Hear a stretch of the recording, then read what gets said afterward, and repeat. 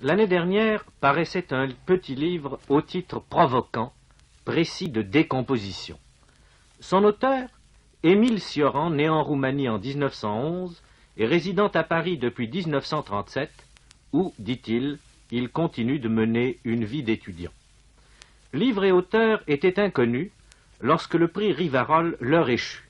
Je rappelle que le prix Rivarol, destiné à aider les écrivains étrangers de langue française, est décerné par un jury où figurent Gide, Jules Romain, Paulan, Gabriel Marcel, Daniel Rops, Émile Henriot, Jean Schlumberger, Henri Troyat, et j'en oublie peut-être. Ce précis de décomposition est un pamphlet philosophique violent, constitué par de courts chapitres, extrêmement serrés quant à la pensée et à la langue. Sans doute ne faut-il pas se donner trop de mal pour déceler, comme sous-jacente au texte explicite, une confidence contenue, des appels étouffés, une plainte tragique et désespérée qui prend les couleurs du désespoir, de la véhémence et de l'accusation. De l'accusation contre ce monde, tel que l'homme l'a fait, d'une accusation contre l'homme, tel qu'il s'est non pas voulu sans doute, mais tel qu'il s'est laissé devenir. Mais Cioran est là devant moi, tout près de vous, et je voudrais lui demander de jeter quelques lumières sur un problème qui le hante personnellement, mais qui dépasse sa personne.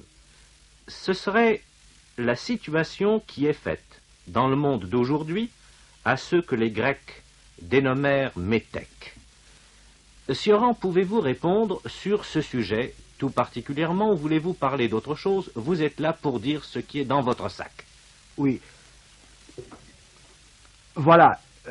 Je ne pense pas, quand j'ai écrit les tribulations du métèque, ce chapitre-là, je n'avais pas du tout pensé à la situation du métèque à Athènes, mais bien à Rome, plutôt. C'est-à-dire que la condition de l'étranger dans une Rome crépusculaire, de l'étranger, je pensais surtout à l'intellectuel, le sophiste grec, ou tel théologien de l'Orient, égaré dans une Rome qui ne croyait plus à rien, qui n'adhérait plus à sa mythologie, et qui, forcément, ne pouvait constituer un point d'appui pour, disons, pour ce solitaire venu d'ailleurs. Ce solitaire venu d'ailleurs, c'était vous, après tout. Cette Rome qui a complètement perdu le contact avec sa mythologie, avec ses dieux, cette Rome de fer, cette Rome matérialiste, cette Rome qui a perdu toute foi dans la vie spirituelle, serait-ce Paris par hasard? Hélas, oui. Je dis ceci, pour préciser ma pensée. Je ne parlais pas de Paris précisément, je parlais en fait d'Occident, ou de l'Occident en général. Je suis venu des Balkans, j'ai traversé quelques pays d'Europe, je me suis assimilé à leur civilisation, j'ai traversé quelques littératures, je me suis arrêté à Paris. Eh bien, la condition d'un intellectuel qui a perdu sa patrie intérieure et qui vient vivre d'autres civilisations est des plus tragiques. Car il arrive un moment où il ne peut plus se dépenser, il n'a pas plus quoi dépenser. Il a gaspillé ses admirations. Et alors le problème tragique se pose, comment s'accorde ces dessèchements intérieurs avec le dessèchement d'une civilisation. C'est à peu près mon problème. Mon problème était comment m'installer dans un Occident qui lui-même a perdu sa foi en lui. C'est ce que vous dites dès le début, d'ailleurs, de ce chapitre intitulé « Tribulation d'un métèque ». Vous écrivez « Issu de quelques tribus infortunées, il arpente les boulevards de l'Occident. Amoureux de patries successives, il n'en espère plus aucune. Figé dans un crépuscule intemporel, citoyen du monde et de nul monde, il est inefficace, sans nom et sans vigueur. » Est-ce que vous souscririez encore à cette phrase liminaire? Je crois que si, n'est-ce pas, quant au début. Ça veut dire que je voudrais dire ceci, que, voilà, issu d'une tribu quelconque, enfin, de Roumanie, ça n'a aucune importance. Ce qui est important, c'est que, en arpentant ces boulevards de l'Occident, j'entends cela, par cela, en épousant la mélancolie de cet Occident finissant. C'est à peu près ce que j'ai voulu dire par cela. Vous entendez par conséquent que, selon vous, l'Occident est finissant et qu'il apparaît comme finissant aux yeux de quelqu'un qui se pose lui-même comme un oriental, c'est-à-dire vous, Sioran. J'ai une sorte de, plus que, enfin des pressentiments, j'ai une sorte de certitude, n'est-ce pas? Je crois avoir eu l'intuition depuis longtemps du manque de vitalité de l'Occident, enfin, de sa préparation à l'agonie. Je dirais même ceci, n'est-ce pas? L'Occident est certainement condamné, et inconsciemment tout le monde le sait, mais peu osent l'exprimer, le dire. Mais qu'est-ce qui vous fait dire que l'Occident soit ainsi condamné? Est-ce une référence au fameux livre de Spengler? Certainement, d'un côté. Mais il y a autre chose. Il y a un manque de vitalité qu'on sent partout. Une sorte de volonté de démission. Je n'en parle pas seulement sur le plan politique, ça c'est d'ailleurs secondaire. Je dis, il y a une sorte de dessèchement affectif dans l'Occident, chez l'occidental. C'est-à-dire qu'il y a une sorte d'anémie que j'appellerais pas pernicieuse, mais enfin certainement incurable. Mais enfin, Sioran, ceci c'est une affirmation. Et il n'est pas possible de vous contredire dans la mesure où vous dites que vous sentez cela. Oui. Mais la sensation que vous pouvez en éprouver, j'irai même plus loin, l'expérience même douloureuse et tragique que vous avez pu en faire, ne peut pas ne pas être confirmée par un certain nombre d'observations concrètes, objectives. Est-ce que vous pourriez citer quelques faits sur lesquels se serait étayée la conviction dans laquelle vous êtes? Oui.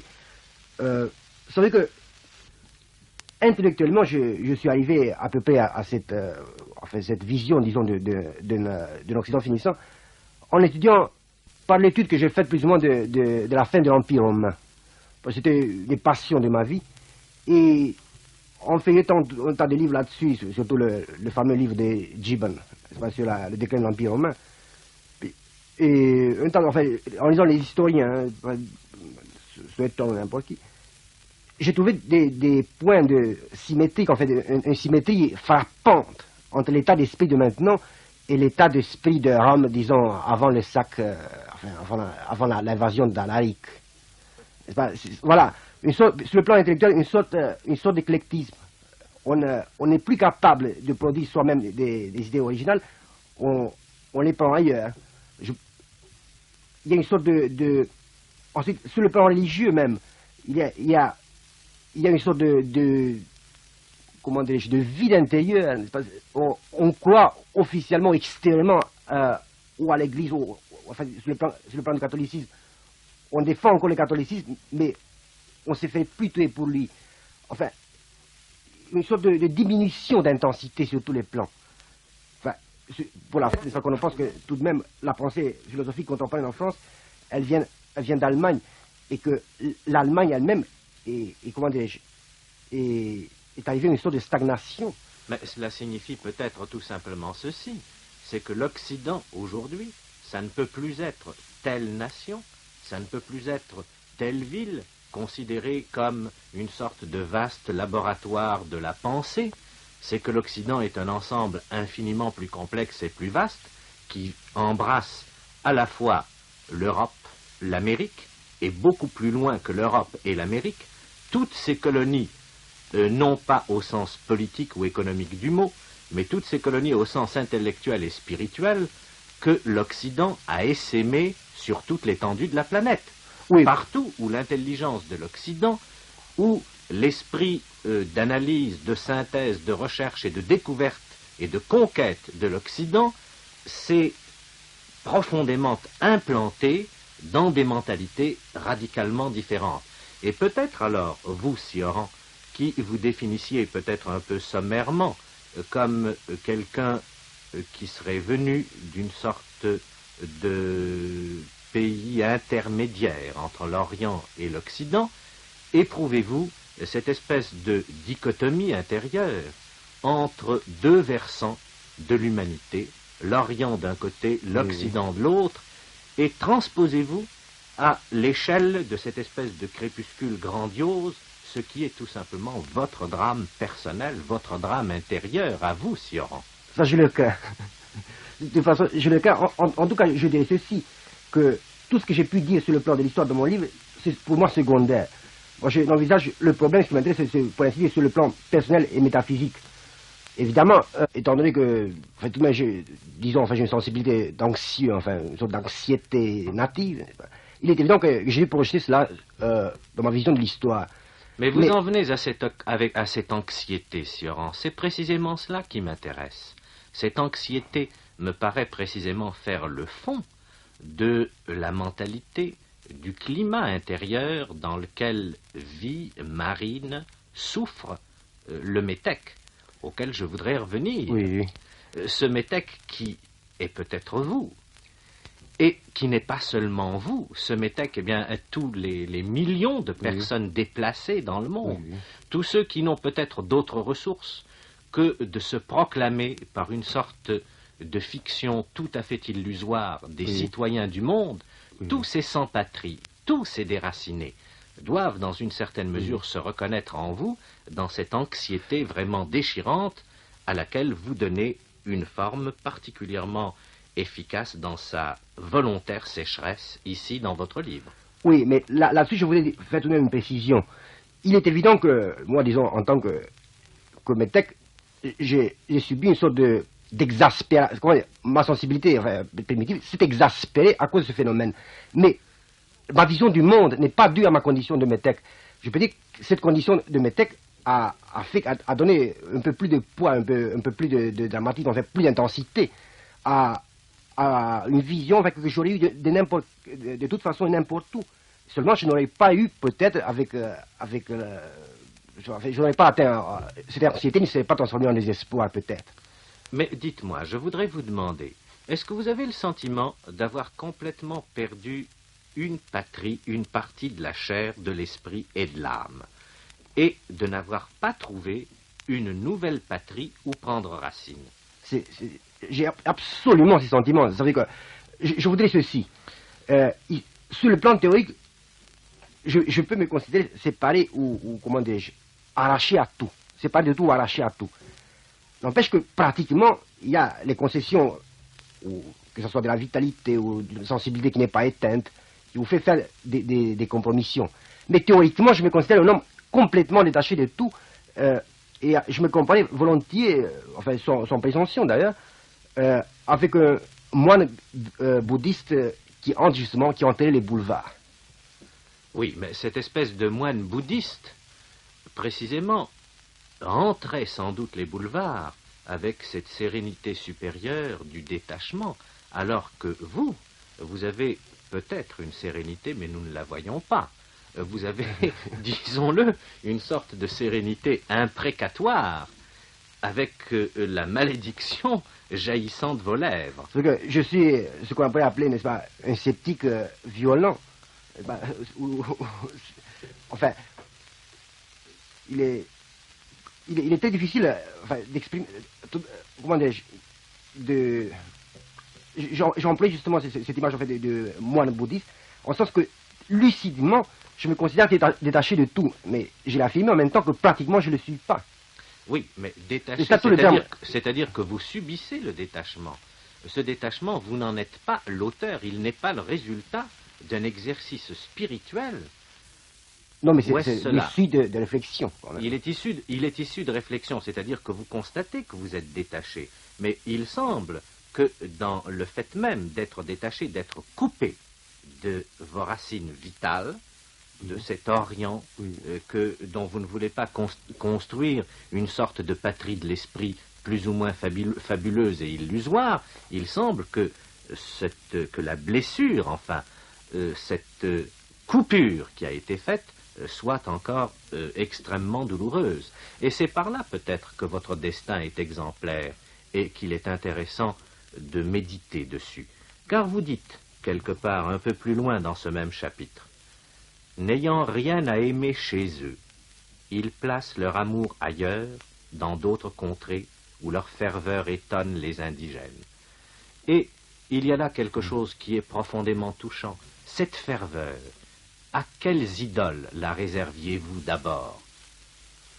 C'est que mon cas est assez spécial, en le sens que je subis vraiment des emballements féroce pour d'autres pays. C'est vrai que évidemment, on admire l'étranger, etc. Mais moi, j'ai poussé mon admiration jusqu'à la frénésie, par exemple.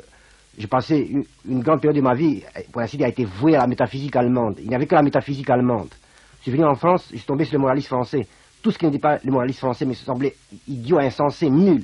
Quel moraliste français? Enfin, évidemment, Chamfort, Larchefoucauld, n'est-ce pas, Joubert, Joubert, en fait, tous, en fait, je peut-être, en fait, tous les moralistes français, je crois, sans exception.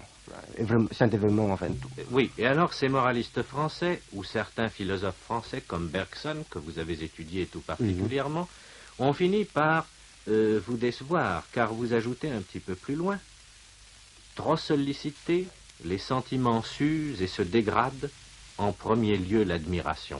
C'est une chose effroyable que vous dites là. Si l'admiration elle-même s'éteint, si l'admiration elle-même s'use, que reste-t-il? Il reste cette constatation terrible que vous faites encore. Je me suis forgé d'innombrables idoles et dressé partout trop d'autels et me suis agenouillé devant une foule de dieux. Maintenant, las d'adorer, j'ai gaspillé la dose de délire qui m'échute en partage. Je suis très content que vous ayez mentionné Bergson parce que je croyais que je pouvais me faire comprendre plus facilement en partant justement de Bergson dans ce cas-là. Voilà, j'ai subi un emballement assez considérable pour Bergson. Et alors c'était très intéressant. Pourquoi je m'en suis détaché?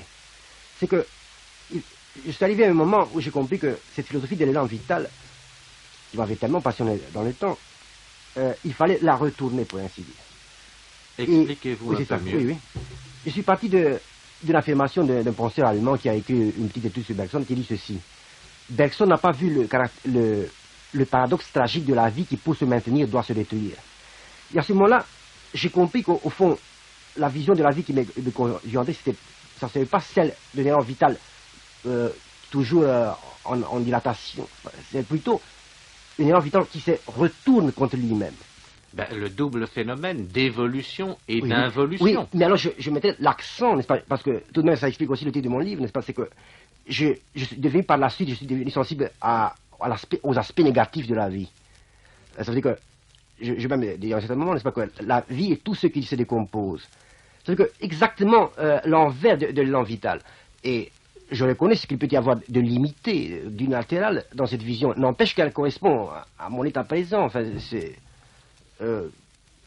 pour moi, par exemple, la vision la plus juste, en fait, si on peut parler de la vie, c'est celle que présente la tragédie. Il est évident qu'il y a plus de vérité dans Macbeth que dans n'importe quel bouquin de philosophie. Oui, bien sûr, il y a plus de vérité, vous le dites bien, mais c'est une vérité qui est à une autre échelle. Car l'échelle du tragique n'est pas l'échelle du quotidien. Non, mais c'est la seule échelle qui vaille. Oui, mais alors c'est une échelle qui est, comment dirais-je, tellement différente de la nôtre. C'est une échelle où l'homme se pose exactement face au Dieu, et où pour être face au Dieu, il se proclame leur rival et presque leur égal. Et sans cette déification préalable de l'homme qui l'élève au rang de héros tragique, il n'y a pas de tragédie. Il n'y a pas de tragédie, mais j'ajouterai ceci, je ne me place pas du tout sur le quotidien, je crois que justement ce que vous venez de dire, c'est la seule position valable, que le reste, c'est de l'emplissage, ça veut dire que l'existence. C'est-à-dire, vraiment, je crois que tout ce qui n'est pas tragédie est dérisoire, est accidentel, et comme tel, ça intéresse la mairie ou l'histoire littéraire, n'est-ce pas, ou je sais quoi, n'est-ce pas. Mais enfin... Oui, bien sûr, mais nous sommes un peu loin du problème du métèque tel que j'avais prétendu au début le poser, et j'aimerais bien que nous y revenions avant de terminer cet entretien trop bref et fort difficile, et je m'excuse de vous l'avoir imposé sous cette forme, comment dirais-je, non, ou si peu préparée, qu'on peut la dire tout improvisée. Là d'adorer, dites-vous, le métèque, ayant gaspillé la dose de délire qui lui échute en partage, n'a d'autre ressource que le désespoir. Il a perdu une patrie d'origine, il n'en a pas retrouvé une autre, ni une patrie selon la chair, selon la société, ni même, dites-vous, une patrie selon l'esprit, car au fur et à mesure qu'il donne sa foi et sa ferveur à des dieux, il s'aperçoit que ces dieux ne sont après tout que des idoles, et des idoles de bois pourri qui ne tardent pas à tomber en décomposition. Eh bien, croyez-vous qu'il s'agisse là d'un destin susceptible de généralisation dans le monde actuel? J'ai peur. Je crois, n'est-ce pas, que chacun, enfin, partout, est en train de devenir métèque dans l'univers. Et c'est par ce côté, disons, en fait, généralisé ou métaphysique, si vous voulez, que mes divagations peuvent avoir un sens. Je crois vraiment que le métèque tel que je l'ai présenté est sur le point de devenir le modèle et la fatalité plutôt de tous les hommes d'aujourd'hui. Pourquoi? Parce que il est évident que la Terre devient, pour ainsi dire, n'est plus une patrie. Tout le monde, plus ou moins, a le sentiment de quelque chose de provisoire et d'une fin. C'est le sentiment d'une fin qui fait que, au fond, plus personne n'a de patrie. Enfin, il n'y a plus de patrie éternelle, il n'y a plus ce sentiment naïf, n'est-ce pas, d'enracinement quelconque. Et ce sentiment du provisoire qui va devenir forcément un sentiment tragique. Je crois que c'est ça qui explique pourquoi, à mon sens, dans chaque homme, il y a un métèque futur. Dans chaque homme, il y a un métèque futur. Je crois que c'est sur cette formule que vous avez trouvée tout spontanément que nous terminerons cet entretien. C'est cette formule que nous allons soumettre à la méditation de nos auditeurs.